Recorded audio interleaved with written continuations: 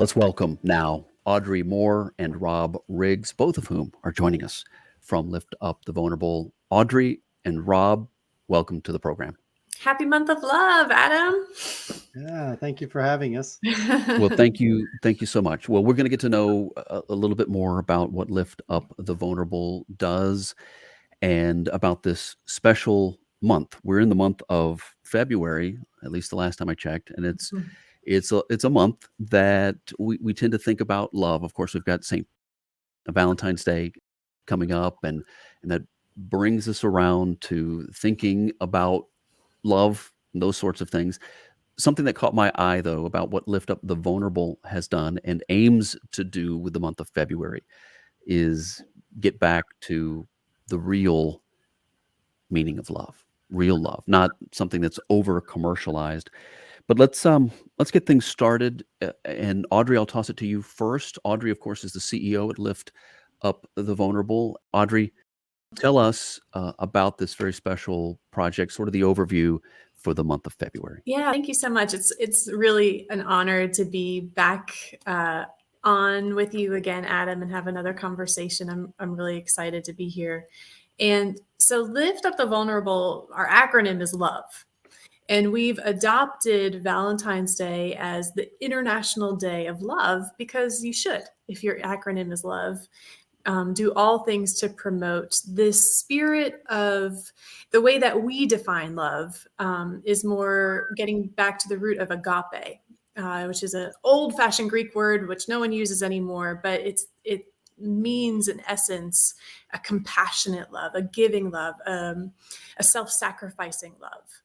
And we want to really reclaim Valentine's Day as a way for people to be a part of growing that genuine love, a movement of genuine love, especially by sharing love with those who are vulnerable. And in our world today, those who are vulnerable are often at risk to exploitation and human trafficking. And so if we can unite together to reclaim Valentine's Day, redefine what love is, and name it as something bigger than any one relationship, but something global and generous and generative. That's what we're doing this month. We're stirring up some motion for a new way of reframing Valentine's Day. That's the voice of Audrey Moore. She's CEO at Lift Up the Vulnerable. And it's nice. I'm sure it's not accidental, but the acronym for Lift Up the Vulnerable is LUV. So this is the month of love. Let's give an overview for people who are hearing about you for the first time. And I'll toss this question to Rob. And my thought is, give us sort of the overview of the work that you do. I know you love these people in Sudan and South Sudan so very much, but what's the overall objective for Lift Up the Vulnerable? Well, Lift Up the Vulnerable's mission at its core is to prevent trafficking and oppression of vulnerable children and women and empower them to be change makers in their communities. And Lift Up the Vulnerable is an international mission organization that prevents trafficking and oppression in specifically conflict zones, in this case, Sudan and South Sudan, which have been marked for decades with extreme violence and extreme poverty, and leading to the types of trafficking that we are trying to prevent, that include kidnapping of children as soldiers, child soldiers, sold into sex slavery, and all very often trapped into forced labor. And so what we do is we approach the problem and the solution through a holistic empowerment model. And what that means is that we work through indigenously led organizations on the ground who have a proven track record of effectively navigating and building those the partnerships and the necessary protective devices for the the work to continue. And so our goal through this model, which includes three main pillars: education, protection, and economic development. And of course, tonight we'll be focusing primarily on education. That's Rob Riggs. He is COO and part of the leadership team at Lift Up the Vulnerable. As we think about education, and Rob just mentioned education as being one of the key pillars of what you do. And I know that you look at education and you think about it as being key in that prevention category, because education, the right education, helps to prevent the type of vulnerability that can lead to being trafficked. But Audrey, I'll ask you, help me and help us understand why the education key is so important, why it's so important, and how Lift Up the Vulnerable addresses it. Yeah, that's great. So in the unique situations that we're working in the countries of Sudan and South Sudan, because they've been in war or conflict for so long, over 5 decades, it's really devastated all infrastructure in the nation. And the reality is that 70% of school-aged children don't have access to education. So it's not that they're not attending because of schools being closed because of COVID, or it's that they don't have even access to schools and education. And that just exponentially increases their vulnerability rates and their exploitation, among a host of other things. The extreme poverty in the nations, the illiteracy, the food crisis. They're systemic and systematic kind of points for children and women and all community people to really suffer. And what our hope is, and our agenda is, to offer different approaches just depending on the unique needs in the communities, but across the board, the unique need is this education component. It's more likely for a 13-year-old girl to die in childbirth than to learn to read and write. And we just want to make a total shift in that statistic. And we are seeing, we educate in our program almost 1,500 students. So it's our largest trafficking prevention program. It's the largest way that we're addressing the needs. And our schools are holistic in their approach. And so the children are receiving 2 meals a day, and it may be the only 2 meals a day that they eat if they live at home. They are also receiving medical support, which is widely not available. They receive, clothing and uniforms, school shoes, school supplies, and it's with the impetus and the hope and the goal of empowerment. We want to see these children be raised up to be empowered change makers of their communities, and education is a number one way that happens. Yeah, so this is our oldest anti-trafficking network partner location. We first started working in South Sudan in 2005, and this man, James Lawalatok, is the Indigenous director and visionary of this ministry. It started with protecting about 200 children, and now you'll see it's almost up to 600 students that work, some of them that live there, that are receiving this, life-saving, preventative care that you'll hear in a moment that is really, truly a blessing to them. Come to New Life Ministry. We are generation of South Sudan.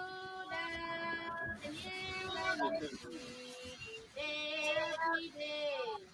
We are generation of South Sudan. And your life is sweet. Every day. We are generation of South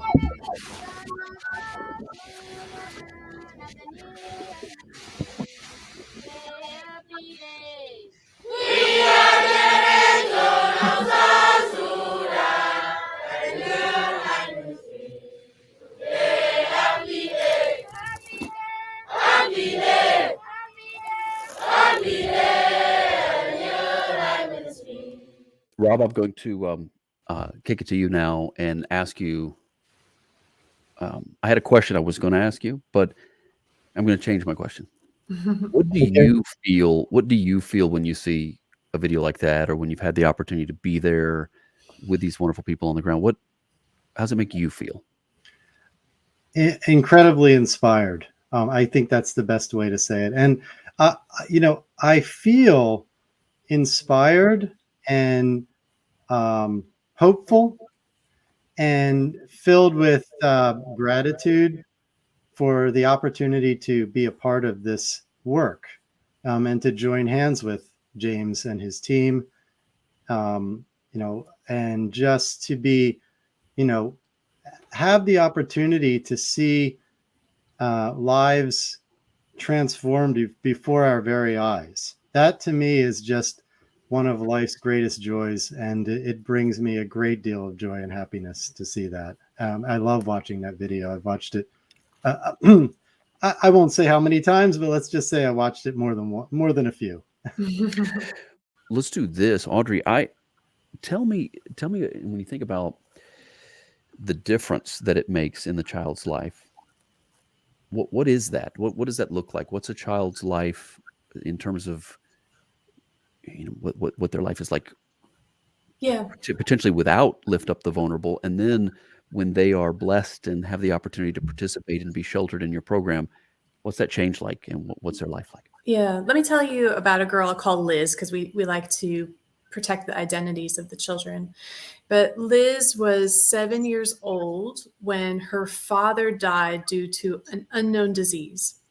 And there's like the two top reasons that a child is orphaned in our network from our data is number one, due to violence, and number two, due to unknown diseases or this lack of medical infrastructure and medical support. And so Liz and her extended family were already living in poverty. But when a two-parent family in poverty loses one of those parents, they automatically enter extreme poverty. It's just there's just so few infrastructure resources in Sudan and South Sudan, and there's few places to go for support. So overburdened really by this extreme poverty, they're not able to feed the mouths of all the children. And her extended family really didn't have any way that they could help. There wasn't any security they could offer. There wasn't any food. There was a widespread lack of hopelessness, a growing hopelessness.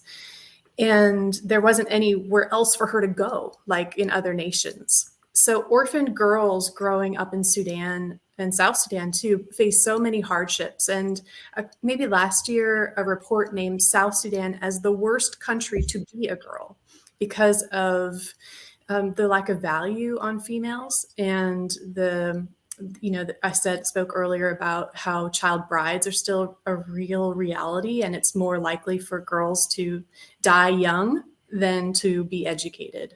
And so all of this was facing just 7 years old, Liz. But because leaders like James Luwala and the other directors in our Indigenous network, they have a vision and a passion to see lives transformed, and they have this vision and passion to see hope being restored. She had somewhere to go. And so she was welcomed in at 7 years old to our protection and education and empowerment program. And as she grew and learned, had a safe place to live, had a safe place to heal, had security, and people assuring her that she was wanted and valued, the adverse childhood experiences that she had, they will always be informing her life, but they don't have to inform her decisions. And she had someone to invest in and grow her resiliency. And so last year, she graduated from high school. And we are so delighted for all of the girls that, come, all of the students. We're so delighted for all students that come through our program. But to see that trajectory of how hopelessness to something that was impossible is now possible. That's what we say that a lot, because we experience that a lot in our work, that these things are impossible. It's an impossible situation in Sudan and South Sudan, but possible is being made our new reality. And these are just some of the girls that are in our current school program, and having a safe space to live together, be together, sing together, and celebrate life together, which you'll witness in just a minute.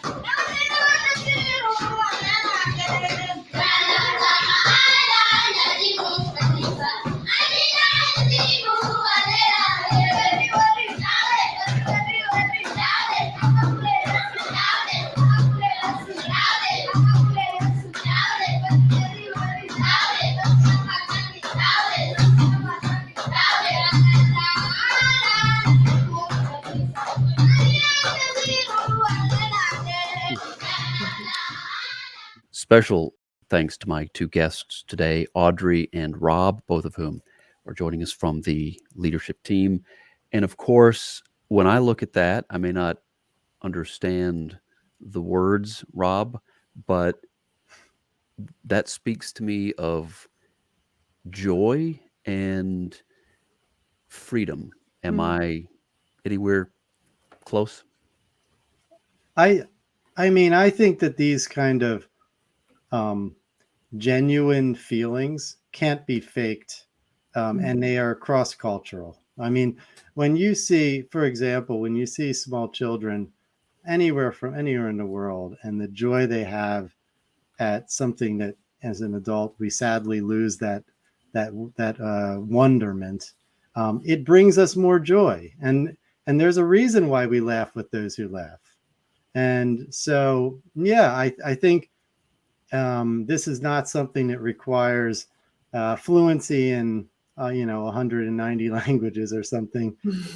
This is the evidence of the sacrifice of many very courageous colleagues of ours that care deeply about the children that they work with, and that brings me a lot of joy, because obviously, based here in the United States, it's not possible to visit very often, and nor would I have the right tools to do what someone like James can do.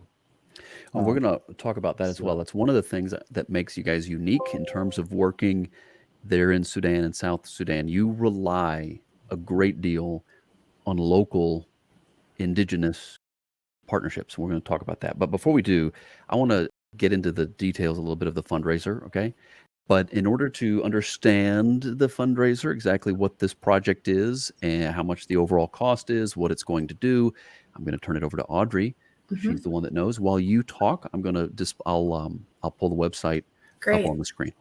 So during our Month of Love campaign, we want to create an opportunity to make sharing about the children in Sudan and South Sudan both simple, super simple, and the impacts you can make tremendous. And so the way that we're doing that is through this fund a class, because education is a key component in preventing trafficking. And we support over 30 different elementary school classes. We're working together, pooling our resources, pooling our energy, both to give and also to share. So you can give a donation to the campaign directly, And when you go to our website, there's actually there sometimes is a pop-up that will come. Our website is the liftupthevulnerable.org, but you'll also see the month of love in the navigation. And so you'll click on month of love and you'll be ushered into your opportunity to impact lives. And when you do so, your gifts will help us fund our elementary school program, one class for a whole year. Average class sizes vary depending on the location, but they can be up to 40 children. It provides them with 2 school meals a day. It's the uniforms, supplies, medicines. It includes staffing. And so we're empowering and providing job opportunities for local leaders. When you inclusive in our in providing a uniform, it's also providing job opportunities for women to learn tailoring skills and helping further our economic empowerment and development programs. So it's really, when you think you're making a $25 gift to buy some chalk for a whole year, but it's so much bigger, and you're impacting so many more lives like Liz, who has gone through our program and graduated last year, and many other children, that are currently in our elementary school program. They're going to benefit, and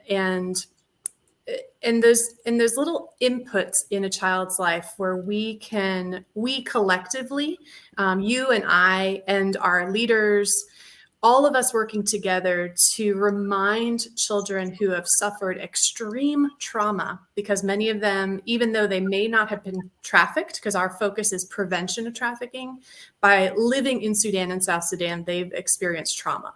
This opportunity gives you the chance to say, no, your life matters, and you are going to be the hope for the future.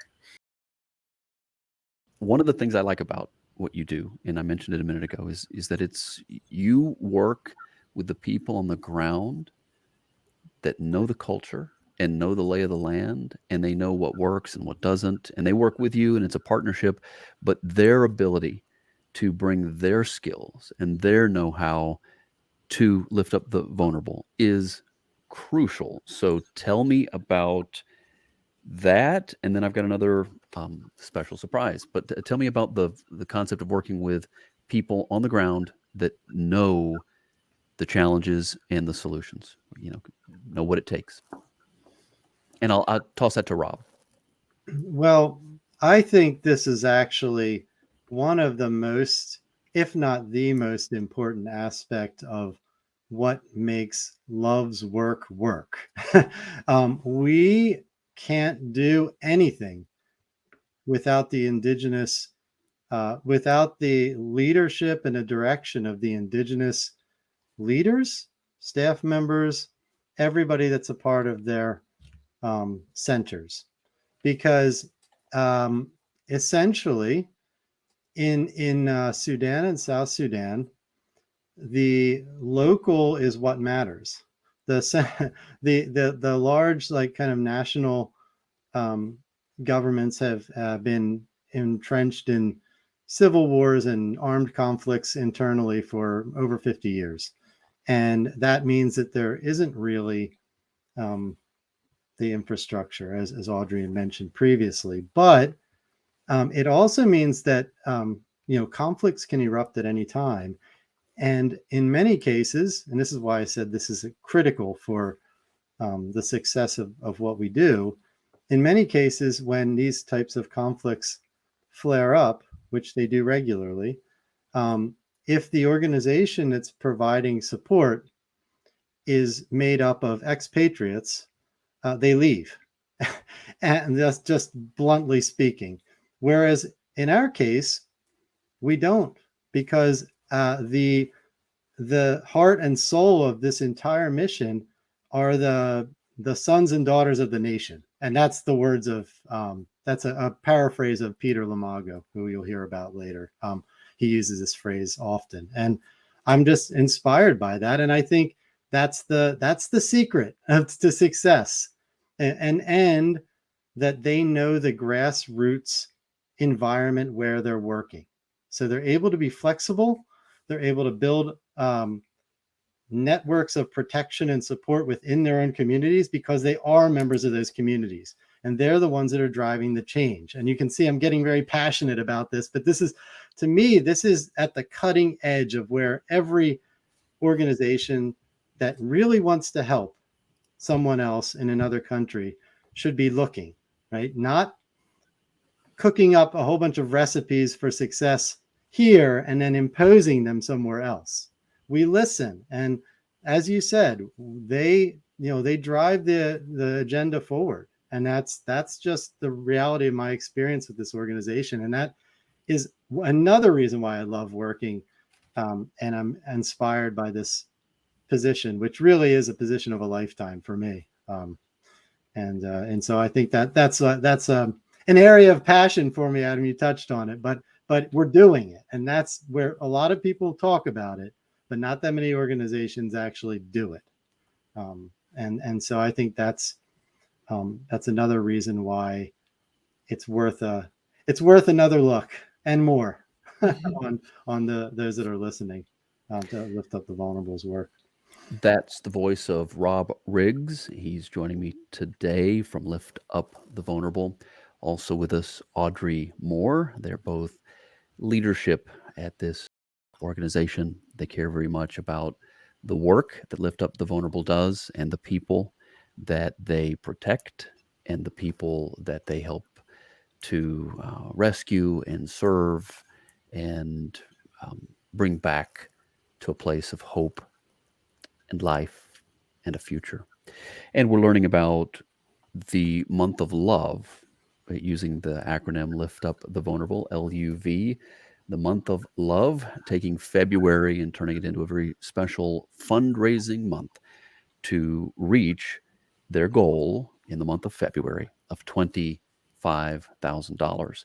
And if everybody works together, that's certainly quite reachable. So if you want to find out more and want to give, which I encourage you to do so if you feel so led, go to liftupthevulnerable.org. Liftupthevulnerable.org. Audrey, I have a very brief video from Peter and briefly introduce Peter. Who is Peter? And then I'll play the video. Yeah, so you're meeting all of our directors today. Peter is the Indigenous Director of Hope for South Sudan, which is along the border of Uganda. It's the second partner location in our network, and Peter has been, or Hope for South Sudan has been around since 2010. And Peter, similar to James, he leads the education protection and economic development program there. You'll have an opportunity to hear, not just in this clip, but if you tune into a past podcast that Adam, Peter, and I took a part in, you'll get to hear his full story, which is really compelling. It truly is. Okay, so this is a quick video. It's pretty short. The audio on it is a little low, so if you struggle to hear it, just reach there on your mobile device or your volume, turn it up. But the video itself says so much. I am Peter Lomago, Director of Hope for South Sudan. Welcome to Hope for South Sudan.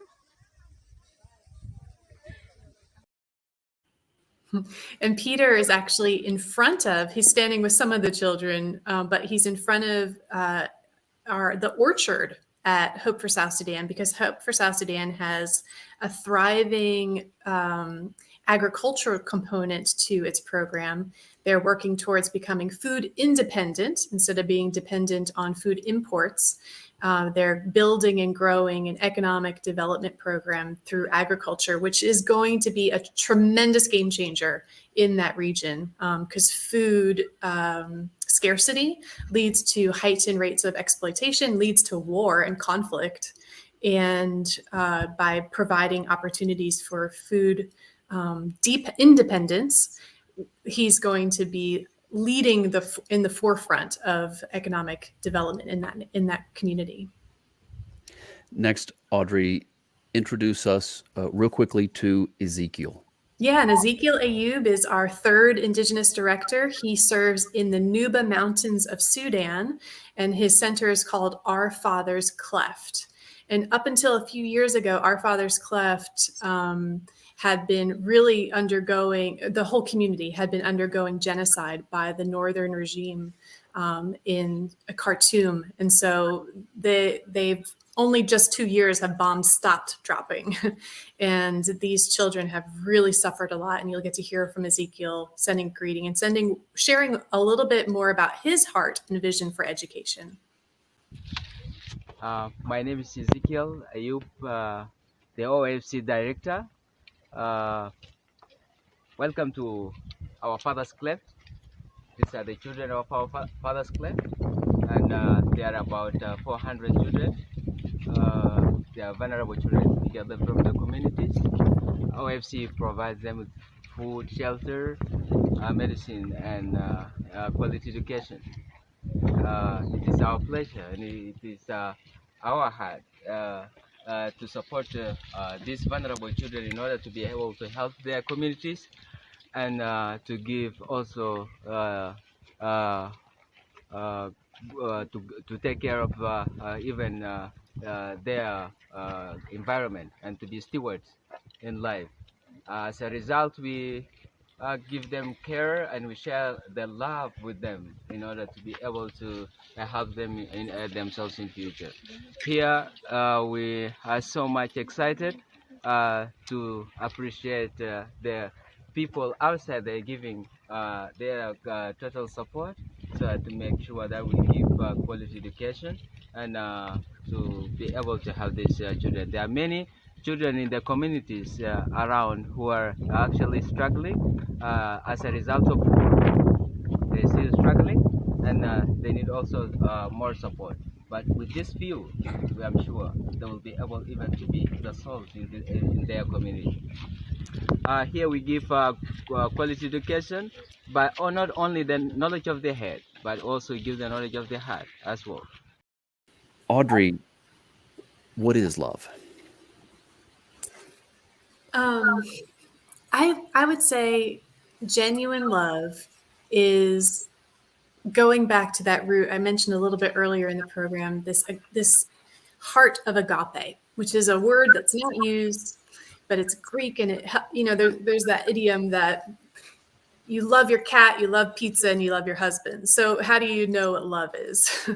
But if we can kind of think of it in another language, like the Greek word agape, it brings it down. That's what we're talking about when we say love, that we love, it's a compassionate love. It's a self-sacrificing love. It's a generous love. And I will always believe that generosity inspires generosity. And generosity is generative. It's the nature of it, that it doesn't lack. There's no lack of it. It's just overflowing and abundant. And we want people, to be a part of that. We want to experience. I want to experience it. And by being generous as much as I can this day, in this moment, with my resources, with my life, with my time, with my words, with my relationships, with my life, I want to be generous with my life in order to, see that grow. And when I'm generous with my life, I'm inspired by the generosity of others. And I can see, even in the kids that we're working with, they're inspired by generosity and want to continue to help in their communities because of the help that they've received. And I think it's really linked to empowerment, that empowered people empower people. And if we can all be a part of something bigger than ourselves, that's the love that we're inviting you to this month of love and beyond this month of love. And for more information and to give and to help them in this particular project, go to the website liftupthevulnerable.org. And of course, here in the post, we will put a link, make it easy for you to do so. But, help them out and make a difference. We've got people here in the States. We've got people in Europe joining us. I see we've got people in Australia, India. So this is a is reaching a lot of people in a lot of different parts of the world, which is pretty meaningful. It means a lot to me. So this is almost like the behind the scenes, or almost like a director's cut. I want to go to this is the edgeofadventure.com. That's what you're looking at here. And this is the page that had the previous podcast. We obviously met before, talked. We had a very meaningful conversation. And I encourage everybody to watch the video version, listen to the audio, whatever you prefer. But the opening that we used for the audio podcast, to this day, I mean, it's been I think it was over a year when you were on the show the first time. But to this day, there is something very meaningful to me about this opening clip that we used. So if you, it's not that long, but I'm going to play it, and I would like everyone to listen carefully to the words. This is Peter talking. We were born in war and we grew in war in South Sudan. It was in dawn at 4 o'clock when the rebels came and attacked a village. And that's when I started to hear the sounds of a gun. So we had to flee the village and went to the caves. So we stayed in the caves having nothing to eat. So from that time, I could know that life wasn't a good thing at all. There was nothing to eat, and we could suffer as kids. Even I lost my brother when I was young in the war. Because Christ is the answer. I can forgive the people that have inflicted the pain in my life. Those who took their arms and fought my people and killed my people, I still have an obligation to forgive them.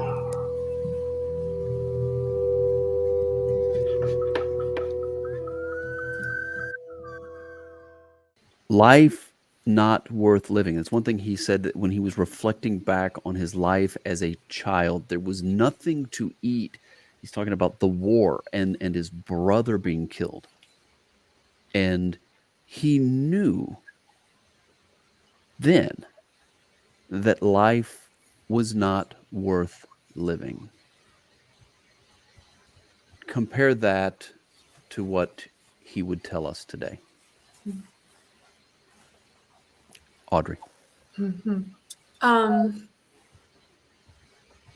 Peter is one of the most hopeful persons and enthusiastic, encouraging, and embracive of all like new ideas and new innovations. He's so innovative, and to know that he felt so hopeless as a child is actually, I mean, it's the story that we hear all the time. Honestly, it's the children that he's protecting. He hears that from them before they received protection. From our other leaders, some of our other leaders were child soldiers. Some of them were in labor trafficking. It's this hopelessness is both real and not real. You know, that it's the real lived experience of most of the people in Sudan and South Sudan. But when hope penetrates it, that's where the transformation takes place. When Christ's love penetrates that hopelessness, that's when redemption takes place. And so Peter would speak very honestly and openly that it was his faith and faith journey and the intervention of grace that he experienced as he left as a young boy. He walked as a child from South Sudan to Uganda looking for a better life. He always had this hunger drive for more and more and more, for something that was more real, the real. He was always looking for the really real. And I think that that's really exciting about, you know, where he started and where he is today, because they're two completely different perspectives on life. And he's a hope bearer. Now I'm going to ask Rob then to comment on another concept in that little clip that is very, very personal when you think about a guy whose story involves seeing his brother killed, right, as a child, and all the other things he lost. And I'm sure if we went into his story, there's so many things. But he said he had a responsibility to forgive them. Rob, talk to me about forgiveness, and is it powerful? Well, you are touching on one of my deepestly held beliefs, which is that forgiveness, as the simplest definition that I can say about it, that I understand it at a deep level to mean, is laying down your right to revenge intentionally. Right? And to do that, and to do that well, and to do that consistently, and to not go back on that kind of promise to yourself is just, I think it's superhuman. I think that's the way we have to think of it. And Peter is driven by his faith in and the teachings of Christianity that say that God laid down his right to revenge on us through Christ, and he's directly pulling from that to find healing from levels of trauma that are unmatched in most places in the world today. And so I think that for him to be able to say it, and then he's our colleague, and he's an inspiring individual. Audrey said a lot about him just now, and I don't have to repeat it, but I will say I echo everything she said 1,000%. A very cheerful, a person that exudes joy at the same level that those children we saw earlier in this episode were dancing. It's the same joy. And that to me is the result of laying down your right to take revenge, because you rip out that bitter root that is there, that takes root in our hearts when we hold those grudges, and joy replaces it, and hope. And we've seen this, and we've seen it. Peter's leading the way at his location, but there are hundreds of stories we've seen of this same transformation. And that's why we say that the work we're doing is leading. We want it, and we desire it with all of our hearts, and we're working as hard as we can to see it be transformational, so that the children and the women that we are serving and supporting will become change makers in our society. I don't believe that with the levels of trauma and the bitterness and the pain that incurs on an individual, it's possible for most people to be those change makers without that type of transformation. So, forgiveness is taught by all of our leaders and all of the staff. It's part of the curriculum. It's top down and bottom up. And I think that that's just an amazing thing to be a part of and to behold. And it's frankly really humbling. So final thought here, and I have one video we'll close out with. But Audrey, let me ask you, what is the perspective of these children and these women in Sudan and South Sudan who are being protected and taught, educated and cared for, all the ways that you are being there, all the ways that you're there for that community, for their communities in the different regions of Sudan and South Sudan? What's their perspective of the people from around the world who are seeking to help them and investing in them? Yeah. The very first trip that I took to South Sudan was in 2006, and it was at the height of the Darfur genocide. And we came and visited New Life Ministry, where the first large group of children that you saw singing. And the students there it was a new program. They were just entering into some temporary school structures. Before that, they were learning under the trees. So they saw the first step of generosity in their lives. They saw a temporary school building, which would then grow to be a tremendously big infrastructure at New Life Ministry. But I remember another girl, it was at the end of our time, and it wasn't because we were visitors per se. I don't want to set up the framework that by going, we're the heroes, because we're not. But what this young child said to me, her name is also Elizabeth. She said to me, before you came, we didn't know that we were being seen or heard, but because you've come, we feel heard by God. And to be even a small part of God's grace in that is really important. We want, they feel that way because the Indigenous directors and the Indigenous leaders also are there, seeing them, hearing them day in and day out, wiping their tears, helping them with all things. But to have a child know that they are heard and loved and protected, and before not know that, but to see that transformation where now today they know, because they know the world is supporting them.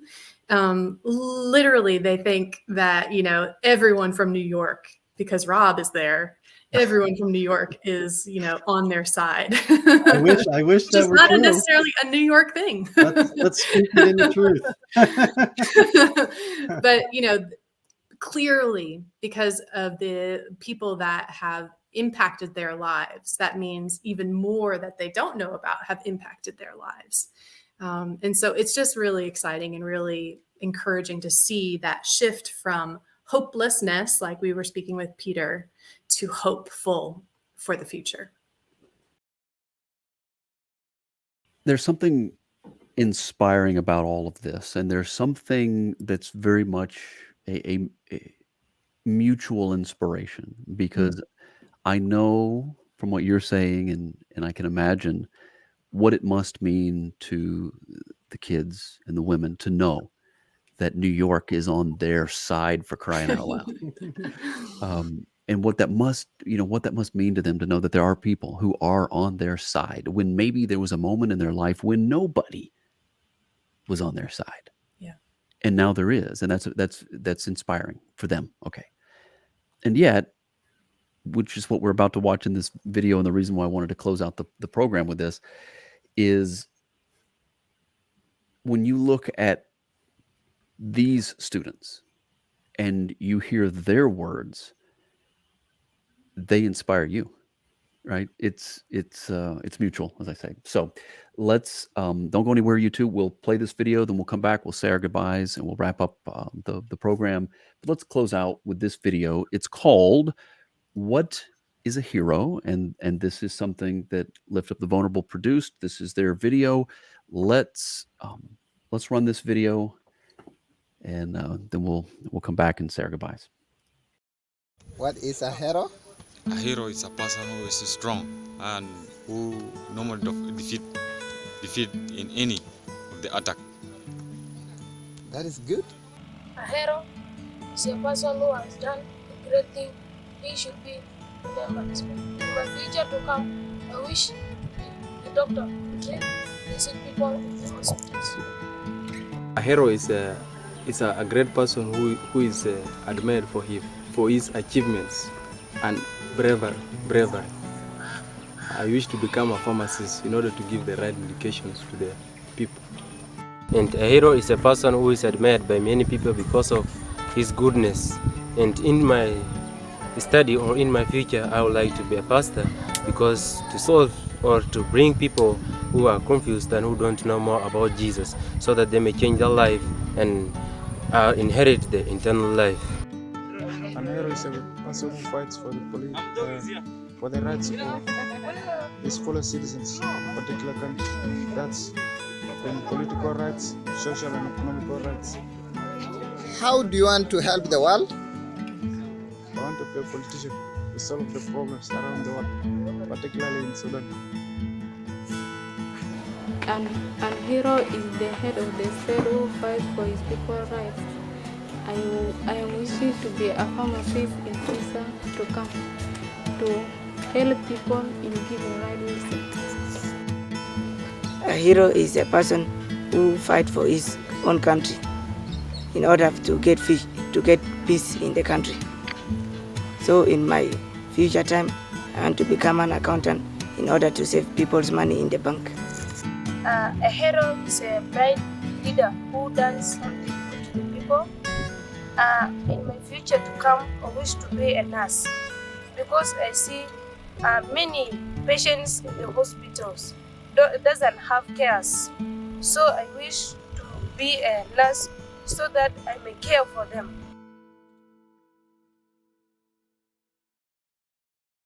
There's nothing else I can say. That's it. Just go to the website, liftupthevulnerable.org, decide how you can help and help them. And what a wonderful thing to get to be a part of. So Audrey and Rob, thank you. And any parting words? Yeah, well, thank you, Adam. I mean, this is a wonderful experience. Thank you for everyone that joined to listen in and it's going to check us out and participate in, generously outpouring of love. We want to reclaim Valentine's Day and we need your help to do it. So thank you for taking the time to be a part of this. Yeah, thank you so much, Adam. It's really a pleasure and honor to have a chance to talk about what we do and to share it with more people and invite many more of you to join us in this. We're an invitational mission. We're not a pressure salespeople. We're inviting you because we believe in it, and we're honored to be a part of it. And we because we're so inspired by it, we want others to be inspired by it. So thank you for giving us some of your time, everybody. You were generous with your time to watch us tonight, and thank you so much. And please go to our website and consider how you may be able to join us in this. liftupthevulnerable.org. That's liftupthevulnerable.org. And you're looking for the link that says Month of Love, in particular, to help them reach this immediate goal that they have to help one classroom for an entire year in all the ways that they listed, all the many ways. And you start adding that up, I know it's a lot, but we can do it. We can help them reach that goal and beyond. So thank you all. Special thanks to Audrey Moore and Rob Riggs, both of whom have been my guest today. And thanks to Lift Up the Vulnerable for their time tonight and also all that they're doing for the wonderful people of South Sudan and Sudan in Africa. I guess that's it. Ladies and gentlemen, thank you so much for joining us. And Audrey and Rob, again, special thanks to both of you for all you do and for being here.